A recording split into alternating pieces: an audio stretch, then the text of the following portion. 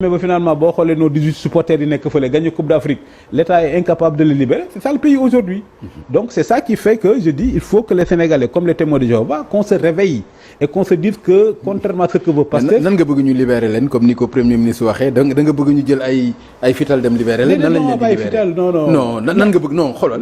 non lii aussi dafay xaw a jege populisme quand même. non xaaral rek non nan nga bëgg ñu libérer leen ci réewu càmbur boo xam ni loolu xew na. moi je suis pas dans le populisme ça veut dire que boo gisee lii am ça veut dire que Sénégal moo wàcc àndam Sénégal moo toogul fa mu daan toog Sénégal moo wàcc àndam. Sénégal moo toogul fa mu daan toog mais Hassan II bi mu def sa marche verte là à la mort de Hassan II. non nan nga leen di libérer xaaral noo leen di libérer xaaral ma wax la à la mort de Hassan II l'une des premières personnes sinon l'une des deux premières personnes que le nouveau roi après xam nga kan ak kan la Abdou Diouf ak Moustapha Niasse pour les informer que le roi Hassan II est décédé. Ça dit qu'il n'y a pas plus grand défenseur du Maroc sur la question du Sahara occidental que le Sénégal. Donc c'est là où cette histoire-là, comme je dis, c'est la responsabilité personnelle du président de la République. C'est-à-dire et du Premier ministre. Ça veut dire que le président de la République aurait dû prendre son téléphone ou le roi du Maroc. Ça veut dire qu'aujourd'hui c'est compliqué parce que li ñuy yaakaar mooy grâce royale c'est-à-dire affaire warul woon dem en instruction bay dem procès. Du temps de Diouf, du temps de Wade wala du temps de Macky, ça aurait été impensable. Ça aurait été impensable parce que c'est ça qu'on a perdu aussi dans le monde. La grandeur. Crise Ukraine bi mu amee ñi njëkk a consulter Sénégal ci la bokk. Joe Biden bi mu def sommet Afrique ñi mu njëkk a woo Macky Sall ci la bokk. Je me rappelle, je dévoile pas un secret d'État. Avant la guerre en Irak en 2003, 24 heures avant que les troupes américaines la guerre ne commence, président États-Unis George Bush fils a pris son téléphone. Je parle, les gens m'entendent, a pris son téléphone pour appeler Abdoulaye Wade et l'informer. Jour boobu sans doute trouvé au palais. Abdoulaye Wade nous a dit il faut garder ça, mais George Bush vient de m'appeler. Demain ils vont faire la guerre à l'Irak. Pape, c'est ça le Sénégal. Tey jii affaire Iran ak États-Unis Sénégal waru ci wax nga defee ni. Xam nga lu tax Sénégal war ci wax. Iranien dañoo fonk Sénégal. Xam nga lu tax ñu fonk ñu. Iranien dañuy wax Sénégal comme ñun ils font la différence entre l'islam et l'arabité. Xam nga Iranien ñoom ay jullit lañ mais dañuy wax ay perse lañ. Dañuy wax Sénégal contrairement au Soudan le Sénégal ne cherche pas à être arabe. Le Sénégal est musulman et reste africain. États-Unis fan la nekk en face de chez nous. Donc États-Unis c'est la plus vieille démocratie en Amérique du Nord. Nous sommes la plus vieille démocratie en Afrique. Donc nous sommes le pont naturel. Sénégal a toujours été dans la médiation. La question des Palestiniens là. La question des Palestiniens depuis les années 70 Sénégal moo leen di représenté. Xoolal dans la zone le Sénégal a été le seul pays à avoir organisé 2 fois aussi Pape c'est ça le Sénégal. C'est-à-dire dañoo wàcc suñu ànd. C'est-à-dire li may wax mooy jël ndaare bi. d'accord mais lu mën a xew aussi nga xam ni ñi nekk tey ci bopp réew mi amuñu benn intérêt pour ñooñu dem nekk ci kaso yi. mais incompétence Pape incompétence. D'accord alors yow mais non attends mais yow yaa ngi nii am nga ay nit yu nekk ci kaso bi mënoo ci dara. lan nga mais ça c'est Pape ça c'est la justice. mais mënoo ci dara mais attends non ça. mais lële du justice. non lële ce sont les relations internationales. Ça veut dire que les relations internationales c'est des relations interpersonnelles entre les dirigeants. D'accord. Président Bassirou Diomaye Faye. Je suis sûr que avant affaire dem instruction s'il avait pris son téléphone entrer en contact avec le roi. mais kan moo leen essayé ko. mais c'est l'incompétence. boo ko essayé c'est encore pire. boo ko essayé sotti c'est encore pire ça c'est encore pire. tey jii li ciy def rek la solution bi ciy def ñu dem ba procédure bi jeex. ñu ñaan grâce royale warul woon egg en instruction. bi match bi jeexee bañ jàpp leen dans cette semaine là avant même que kii lañ ko waroon régler parce que loolu aussi longtemps que c'était à la police kooku dañ koy gis fii ñu jàpp nit avant nga dem instruction ñu bàyyi la procureur bàyyi la foofu la ñu waroon jaar mais tey jii xoolal coupe d'Afrique depuis combien de mois. Depuis combien de mois Sénégal mënu ci dara. njiitu kaaf a ngi fi quand même. ah njiitu kaaf ñëw na ba dem. waaw Gorée mot sepe xam naa ni dina yomb quand même. waaw mais même loolu sax rek yenn affaires yi mais même Pape même li kaaf def ça montre que dañoo yeb léegi li kaaf def tu crois scandale là du yabaate yow nga football ba gagné après 2 mois après des gens se réunissent pour dire on veut réussir la coupe mbéjum kanam borom a koy fayal boppam. ok d'accord alors Yoro dafa am benn demande booy def toujours muy faatu ñaari gendarme yi. Didier Badji ak Fulbert Sambou. waaw c'est très rare. ma dégg nga wax te abordé wuloo ko temps yi sax laa gis nga xaw ci calme. waaw mais dafa nekk loo xam ni vraiment dama lay suivre te toujours da ngay wax loolu dañ ko war a leeral. na leer. waaw c'est-à-dire lan moo tax nga am obsession ci toujours nga koy wax dafa am loo ci xam wala da nga bëgg mu leer dong moo la ci intéressé. tu as employé le mot boo xam ne je suis d'accord c'est une obsession chez moi Pape bu ñu ko leeralul day mel ni Sénégal day nekk comme le Chili de Pinochet. noonu nga koy waxee toujours. day mel ni Chili de Pinochet day mel ni Sénégal day un état voyou où le pouvoir en place peut prendre des dispositions pour faire assassiner des gens et baaxul ci yooyu Sénégal xam nga premier dañu doon wax ñoom bu ñu fal nañ ko leeral ñoom ñu ngi au pouvoir depuis 2 ans donc ñu ngi leen di ñaan lillahi wa rasul nañ ko leeral. non mais man pourquoi c'est-à-dire dama bëgg non Yoro dañuy wax non. Mais je vais t'expliquer pourquoi. Non. Mais c'est pour la haute idée que je me fais de l'État au Sénégal. Nous sommes un État de droit. Fii quand tu donnes à nos forces de l'ordre des ordres illégaux duñ ko def. C'est ça qui sauve le pays. Nous sommes un État de droit. Ça veut dire un État de droit, c'est la loi, la légalité. Donc le fait qu'on puisse faire penser que ces gens-là ont été tués, jetés à la mer, c'est de la fiction. Donc moi dama bëgg ñu leer parce que loolu bu ñu ko leeralul day mel ni lii am Amérique latine. mais li nga wax ni dafa grave. déedéet c'est de la fiction mooy. donc am na lu ci am lu ñu waxul. déedéet lan nga bëgg a wax déedéet waxuma dama ni. état bi na ko leeral.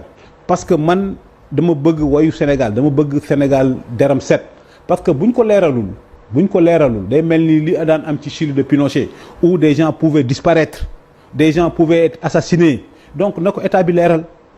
donc loolu la ñu laaj man li may def nii je me fais l'avocat défenseur de l'État du Sénégal parce que j'ai la chance. depuis ak ban intérêt j'ai la chance depuis ak ban intérêt Yoro. intérêt bi mooy. non vous avez la chance baal ma vous avez la chance. voilà j'ai la chance. waaw de former. la plupart de nos officiers. depuis 15 ans. je connais c'est quoi les forces de l'ordre du Sénégal. je connais c'est quoi la police du Sénégal je connais c'est quoi l'armée du Sénégal c'est une grande fierté nationale. donc c'est pourquoi je dis l'État du Sénégal doit clarifier ça nañ ko leeral mu leer nañ. ak ban intérêt léegi. mais l'intérêt pour montrer que nous sommes un État de droit. D'accord. Un État de droit ça veut dire que les gens ne sont pas tenus d'exécuter ce manifestement illégal donc dañu waxoon dinañ ko leeral nañ ko leeral dafa mel l'histoire du militaire qu'on avait enlevé en Casamance j'avais dit ça à chaque émission dañ ko kii ça veut dire on a la chance d'avoir une grande armée on a la chance d'avoir une grande police donc li may wax souvent l'armée la police la gendarmerie nañ leen génne au-delà des considérations politiques nañ leen génne au-delà des considérations politiques et politiciennes maintenant li tax nag li indi ndamu Sénégal li indi wayu Sénégal bu dee état bi na leeral mbir mi au moins mbir mi nañ ko leeral nañ mu leer nañ man loolu rek lay wax ça veut dire que nañ ko leeral mu leer nañ parce que le peu que je connais de nos forces de l'ordre le peu que je connais des forces de défense et de sécurité le Sénégal est un état de droit donc loolu rek moo tax man nañ ko leeral. d'accord alors Yoro c'est vrai que ñaan nga bi ñu enlevé militaire boobu ba yàlla def ci jàmm. waaw ñu gis taxawaay bi nga xam ni sunu mag Aly Ngouille Ndiaye taxaw na ko ci ak le khalife général ak le khalife général sëñ Mountakha Bachirou est-ce que dégg nga est-ce que dégg nga état bi ñu reconnaître li ci Aly Ngouille dox est-ce que dégg nga état Sénégal reconnaître li ci xalif bi dox est-ce que dégg nga ko et je sais que Aly Ngouille Ndiaye sonn na ci lool Aly Ngouille Ndiaye sonn na ci xalif bi sonn na ci lool li gënoon rafet pour génnee c'était un soldat sénégalais bu ñu jàpp li gënoon rafet que président ni mat kat maa ngi gërëm même bu tuddul ay tur maa ngi gërëm Sénégal yi nga xam ne yëpp dugal ci seen loxo ba affaire bu sotti du ci yàq dara. affaire da nga koy rafetal. d'accord alors mais gannaaw loolu lu gën a metti moo fa am ay soldats yoo xam ñàkk nañ fa seen bakkan ci lu yàggul ci lim Dakar naa toll nañ ci juróom.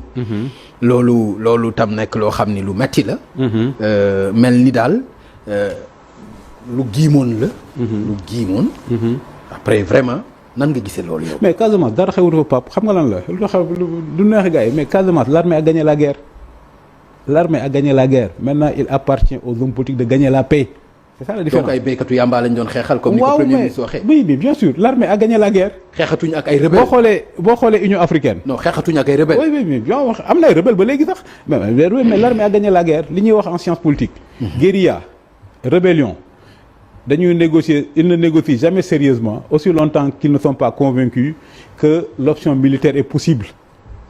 donc jàppal li may wax guérilla wala rébellion ils ne négocient jamais sérieusement aussi longtemps qu'ils pensent qu'ils peuvent gagner militairement.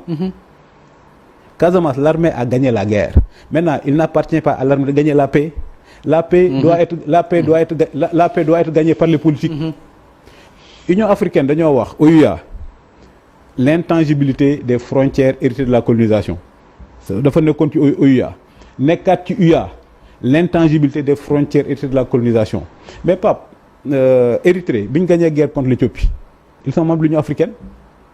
C'est parce que l'Érythrée a gagné la guerre que ñu nekk Union africaine. Soudan du Sud, c'est parce qu'ils ont gagné la guerre que ñu nekk Union africaine aujourd'hui.